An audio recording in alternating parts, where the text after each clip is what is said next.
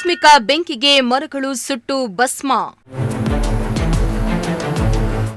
ಬೆಳೆ ಕಳೆದುಕೊಂಡ ಅನ್ನದಾತರು ಕಣ್ಣೀರು.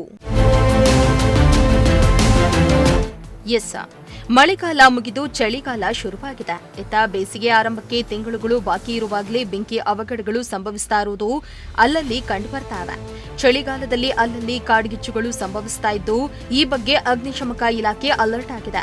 ಹಾಗಿದ್ರೂ ಕೂಡ ಅಲ್ಲಲ್ಲಿ ಬೆಂಕಿ ಅವಘಡಗಳು ಸಂಭವಿಸ್ತಾ ಇವೆ. ಚಿಕ್ಕನಾಯಕನಹಳ್ಳಿ ತಾಲೂಕಿನಲ್ಲಿ ಆಕಸ್ಮಿಕ ಬೆಂಕಿ ಅವಘಡಗಳು ಸಂಭವಿಸಿದ್ದು, ಹುಲ್ಲು ಬಣವೆ, ತೆಂಗು, ಹುಣಸೆ, ತೇಗಮರ ಸುಟ್ಟು ಕರಕಲಾಗಿವೆ.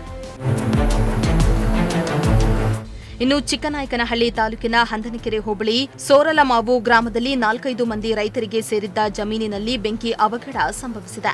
ಗ್ರಾಮದ ಗೋಪಾಲಕೃಷ್ಣಮೂರ್ತಿ, ಗಂಗಾಧರ್, ಕರಿಯಪ್ಪ, ಶಂಕರಪ್ಪ ಎಂಬ ರೈತರಿಗೆ ಸೇರಿದ್ದ ಜಮೀನಿನಲ್ಲಿ ದುರಂತ ಸಂಭವಿಸಿದ್ದು, ಬೆಂಕಿಯ ಕೆನ್ನಾಲಿಗೆಗೆ ಹುಲ್ಲಿನ ಬಣವೆ, ತೆಂಗು, ಹುಣಸೆ ಹಾಗೂ ತೇಗದ ಮರಗಳು ಸುಟ್ಟುಹೋಗಿವೆ.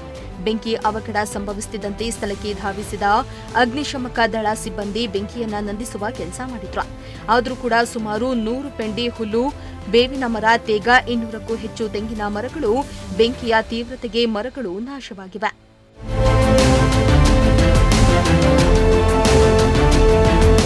ಇನ್ನು ಬೆಂಕಿ ಅವಘಡದಿಂದ ಬೆಳೆಗಳು ನಾಶವಾಗಿದ್ದು, ರೈತರು ಕಂಗಾಲಾಗಿದ್ದಾರೆ. ಸರ್ಕಾರ ಬೆಳೆ ಕಳೆದುಕೊಂಡ ರೈತರಿಗೆ ಪರಿಹಾರ ನೀಡಬೇಕೆಂದು ಆಗ್ರಹಿಸುತ್ತಿದ್ದಾರೆ.